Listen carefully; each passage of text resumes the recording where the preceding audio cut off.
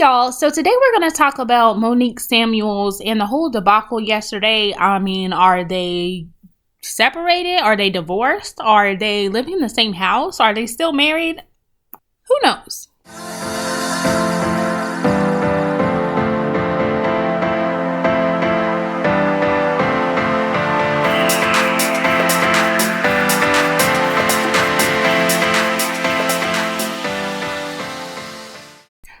But baby, I'm going to tell you, there is a shark in that water, honey. Yes, there is, okay? When we think about yesterday, when all of these things were coming out, right? These stories were coming out from like top blogs, right?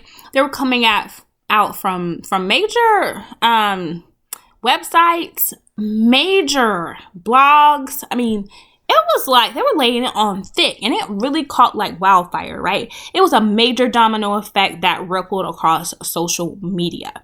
Now, because of that, I put out a poll, and I had some people respond, and I was actually quite surprised by what you all are thinking about this whole "are we separated, are we still married or not" debacle, right? So I was asking you all, did you feel like this was just a setup, a scheme set up to come to us so that we can buy some Mila Eve's essentials, okay?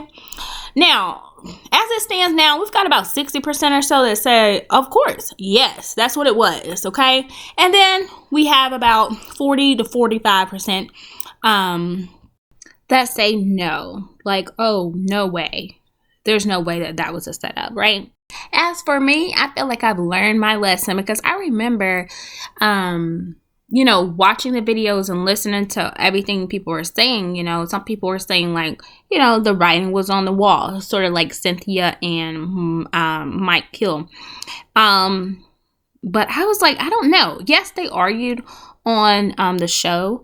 Yes, they didn't have the best moments in that season. However, they come off to me as a type that they understand the way they communicate. That's their way of communicating. And that's just how they fall in line. They understand, they'll have a moment, but then they'll be right back to business as usual. That's the way they come off to me. And then we also have to take into consideration that with reality TV, okay, they're going to paint you whatever way they want to paint you for that season, right?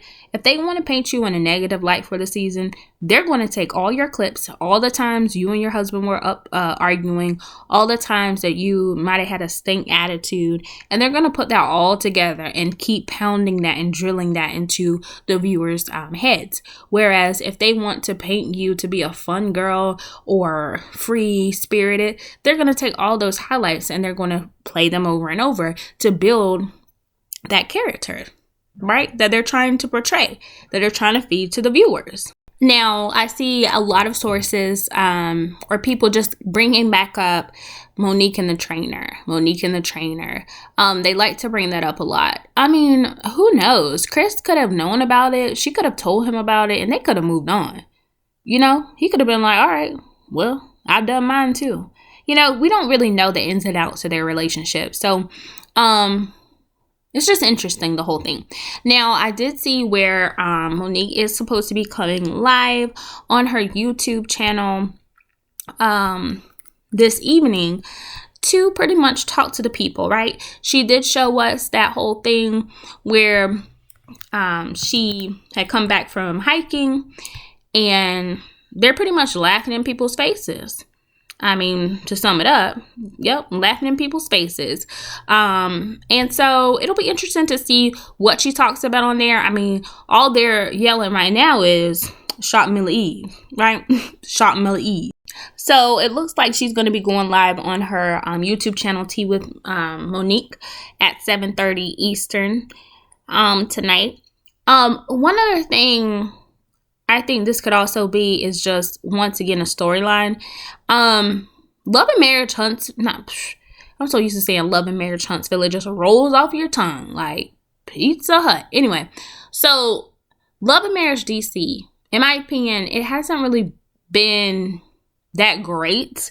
A lot of people are saying it's because, you took Monique, you plopped up a former housewife. You put her on this network and then you just found people for her to film with. So it's not authentic. Like, it's very much coworker-ish type of scenes and vibes going on. That's what makes it different than Love and Marriage Huntsville. So maybe they're filming right now and they're like, you know what? We need something. Kind of like how they sent Melody out there and Stormy to bring something to that dead reopening of Madani. It seems like that. Like, I wouldn't be shocked, y'all. I'm not going to be watching Love and Marriage DC because I'm just not interested in the show. However, I would not be surprised if we see this being played out on the show whenever the new season comes on. So, let me know what you all think about this whole thing. It's been a roller coaster of 24 plus hours. Let me know what you think down there in the comments. And as always, don't forget to like, comment, share, and subscribe. And I'll see you in the next one. Peace. It was beautiful in the Shenandoah.